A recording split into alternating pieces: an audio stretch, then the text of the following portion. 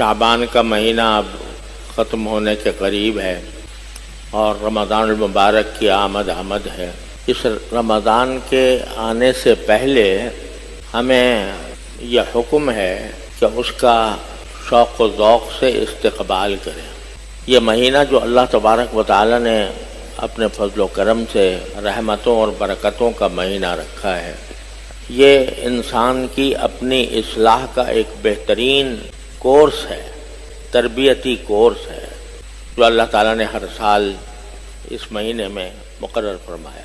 بات صرف اتنی نہیں ہے کہ یہ مہینہ روزوں کا مہینہ ہے، تراویح کا مہینہ ہے، بلکہ در حقیقت رمضان کے مہینے سے گزار کر اللہ جل جلالہ یہ چاہتے ہیں کہ بندے اس زمانے میں اپنی تربیت کریں، اپنے اعمال اور اخلاق کی اصلاح کریں اور ایک نئی زندگی شروع کریں۔ تو یہ مہینہ جو آ رہا ہے یہ اپنی اصلاح کرنے کا ایک بہترین تربیت کا کورس ہے جو اللہ تبارک و تعالی نے مقرر فرمایا۔ خود رسول کریم سرور دو عالم صلی اللہ علیہ وسلم نے شعبان کے آخر میں رمضان شروع ہونے سے پہلے صحابہ کرام کے سامنے خطبہ دیا تھا، جس میں آپ نے اس رمضان کی اہمیت بیان فرمائی اور اس مہینے کی خصوصیات بیان فرمائی، تاکہ صحابہ کرام پہلے سے اپنے آپ کو تیار کریں کہ اس رمضان کے مہینے میں وہ زیادہ سے زیادہ اپنی اصلاح کی فکر کریں۔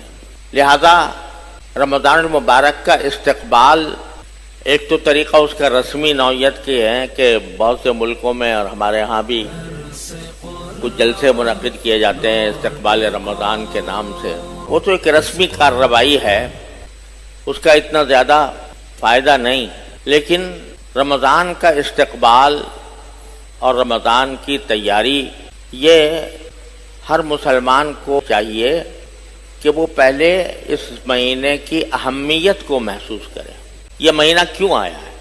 دیکھو تو رمضان کے مہینے میں بھی اسی طرح دن اور رات ہوتے ہیں جس طرح عام مہینوں میں ہوتے ہیں۔ جس طرح عام دنوں میں سورج نکلتا ہے رمضان میں بھی نکلتا ہے، اور دنوں میں غروب ہوتا ہے رمضان میں بھی غروب ہوتا ہے، اور دنوں میں دن اور رات آتے ہیں رمضان میں بھی آتے ہیں۔ دیکھنے کے اعتبار سے کوئی فرق نظر نہیں آتا رمضان کے دنوں میں اور عام دنوں میں، لیکن اللہ تبارک و تعالی نے اس مہینے کو اپنے ساتھ ایک رابطہ اور تعلق کا اور تقدس کا رشتہ اس کے ساتھ قائم فرما دیا کہ رمضان کا مہینہ یہ اللہ تبارک و تعالی کا مہینہ، اور اس کی مختصر اور آسان لفظوں میں تشریح یہ ہے کہ ہم سال کے 11 مہینے اس طرح گزارتے ہیں کہ اس میں زیادہ تر ہماری سوچ بچار اور دوڑ دھوپ کا محور یہ دنیاوی زندگی ہوتی ہے، کھانا کمانا اور سونا جاگنا، اسی میں ہمارے زیادہ تر اوقات صرف ہوتے ہیں۔ ٹھیک ہے، اس میں اللہ تعالیٰ جن کو توفیق دیتا ہے تو 5 وقت کی نمازیں بھی پڑھ لیتے ہیں۔ اللہ تبارک و تعالیٰ کے فضل و کرم سے ہمیں اپنی زندگی میں ایک اور رمضان نصیب ہو رہا ہے۔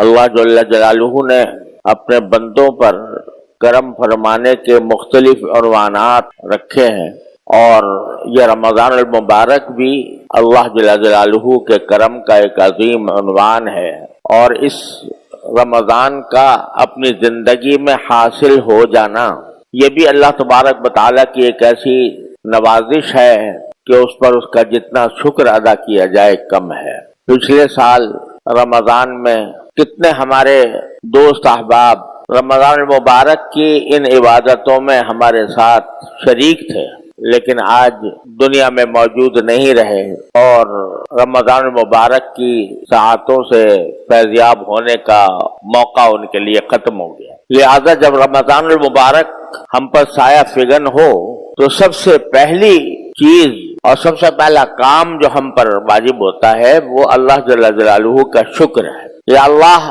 آپ کا فضل و کرم ہے، آپ کا شکر ہے کہ آپ نے یہ مبارک مہینہ ہمیں اپنی زندگی میں عطا فرما دیا اور اس بات کا موقع فراہم فرمایا کہ اس مہینے کے اندر ہم اپنے گناہوں کی بخشش کا سامان کر لیں، اور جس مقصد کے لیے اللہ جل جلالہ نے یہ مہینہ مقرر فرمایا اور جن کاموں کی اس میں ہم کو ہدایت عطا فرمائی، اللہ تبارک و تعالیٰ نے کے فضل و کرم سے وہ ہماری زندگی کا ایک اہم سرمایہ ہے۔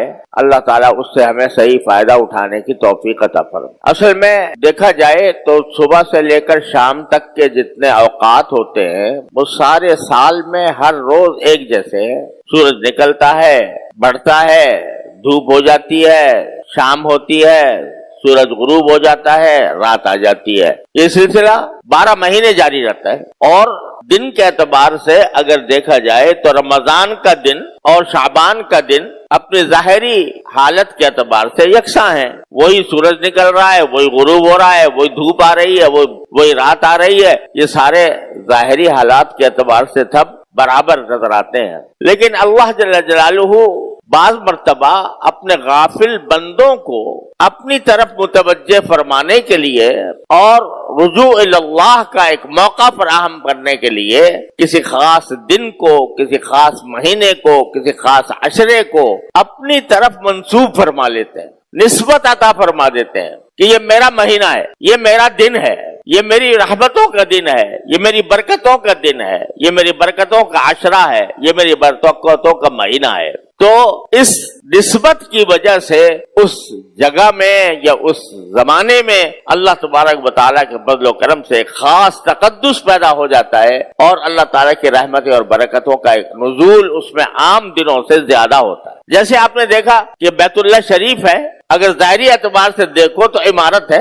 وہ بھی پتھر میں کی عمارت ہے، اس کے اندر بھی ویسے ہی پتھر لگے ہوئے ہیں، ویسے ہی سیمنٹ لگا ہوا ہے جس طرح عام عمارتوں کے اندر ہوتا ہے۔ لیکن جب اللہ تعالیٰ نے فرما دیا یہ میرا گھر ہے، اپنی طرف اس کو نسبت عطا فرما دی، یہ میرا گھر ہے، تو وہ اگرچہ کچا اگر دیکھا جائے، پلاسٹر بھی نہیں ہے، رنگ بھی نہیں ہے، لیکن اپنی طرف نسبت فرما دینے کی وجہ سے اس کا حال ایسا ہو گیا کہ ساری دنیا کے مسلمان پروانوں کی طرح اس کی طرف جاتے ہیں، اس کا تصور کر کے ایک کیف محسوس کرتے ہیں، اس کے تصور سے دل میں ایک تقدس کی پھواریں پڑنے لگتی ہیں۔ اسی طرح یہ رمضان ہے، مہینہ تو عام جیسا ہے، صبح شام ویسے ہی جیسے گزر رہے ہوں گے، لیکن اللہ جل جلالہ نے یہ فرما دیا کہ یہ میرا مہینہ ہے، اپنی طرف نسبت فرما دی، تو اس کے تقدس میں، اس کی برکتوں میں، اس کے لطف میں، اس کے کیف میں کہیں سے کہیں اضافہ ہو گیا۔ کیوں فرماتے ہیں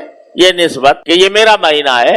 یہ اس لیے فرماتے ہیں کہ ہم لوگ اپنی 11 مہینوں کی زندگی میں اپنے دنیا کے کام دھندوں میں، صبح شام کی مصروفیتوں میں اتنے محو رہتے ہیں کہ براہ راست اللہ تبارک و تعالیٰ کے ساتھ تعلق کرنے کے جو کام ہیں وہ پیچھے رہ جاتے ہیں۔ تجارت ہو رہی ہے، اس میں لگے ہوئے ہیں، ملازمت ہو رہی ہے، اس میں لگے ہوئے ہیں، اور دنیا کے دوسرے کام دھندوں میں، روزی کمانے میں، بیوی بچوں کے ساتھ اٹھنے بیٹھنے میں، اگرچہ یہ سارے کام جائز بھی ہیں اور اگر حسن نیت کے ساتھ کیے جائیں تو عبادت بھی ہے، اور اللہ تبارک و تعالیٰ اپنے فضل و کرم سے ان پر بھی ثواب عطا فرماتے ہیں، لیکن ایک ہوتا ہے براہ راست اللہ جل جلالہ کے ساتھ تعلق قائم کرنا، اللہ تعالیٰ سے لو لگانا، اللہ تبارک و تعالیٰ کی طرف رجوع کر کے اپنا ایک بندگی کا رشتہ اللہ تبارک و تعالیٰ کے ساتھ قائم کرنا کہ اللہ میں بندہ ہوں، آپ میرے پروردگار ہیں، اے اللہ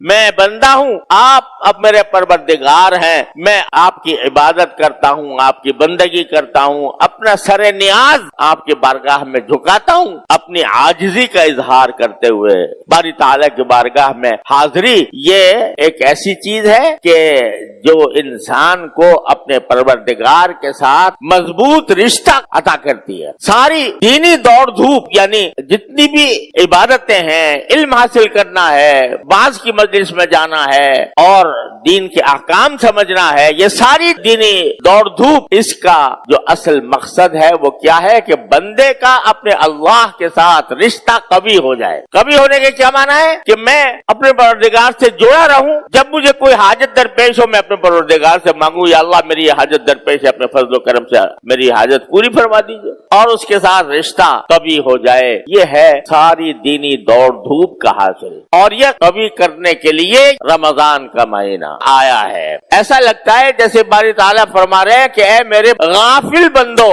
कहाँ भागे जा रहे हो, थोड़े देर के लिए मेरे पास आ जाओ और मेरी बारगाह में हाजिर हो जाओ। अपने और काम धंधे थोड़े से मुलतवी कर दो, उनमें कमी कर दो, जरूरत की हद तक रखो। इस महीने के अंदर मुझसे ताल्लुक जोड़ लो, मुझसे ताल्लुक कभी कर लो, मजबूत कर लो। यह है पैगाम रमजान का। बात यह नहीं है कि सिर्फ रोजा रख लिया और तरावी पढ़ ली, बात सिर्फ इतनी नहीं है। बात क्या है, या अय्युहल्लज़ीना आमनू कुतिबा अलैकुमुस सियामु कमा कुतिबा अलल्लज़ीना मिन क़ब्लिकुम लअल्लकुम तत्तकून। ऐ अल्लाह के बंदो, तुम्हारे पर रोजे इसलिए फर्ज किए गए हैं ताकि तुम्हारे अंदर तकवा पैदा हो। रोजे का असल मकसद क्या है कि बंदे के अंदर तकवा पैदा करना। तकवा कैसे पैदा होता है कि आदमी रोजे में अगर ये सोचे कि जब रमजान में रोजा रखे हुए है अल्हम्दुलिल्लाह, मगर ये सोचे कि मैं क्यों खाने नहीं खा रहा, क्यों पानी नहीं पी रहा, भूख लगी हुई है मगर नहीं खाऊंगा, प्यास लगी हुई है और घर में ठंडा पानी मौजूद है, कोई देखने वाला भी नहीं है, लेकिन इस प्यास को मैं ठंडे पानी से नहीं बुझाऊंगा। क्यों नहीं बुझाऊंगा? इसलिए नहीं बुझाऊंगा कि मेरे रब ने मुझे मना किया है। अगर सही माना में मुसलमान आदमी है,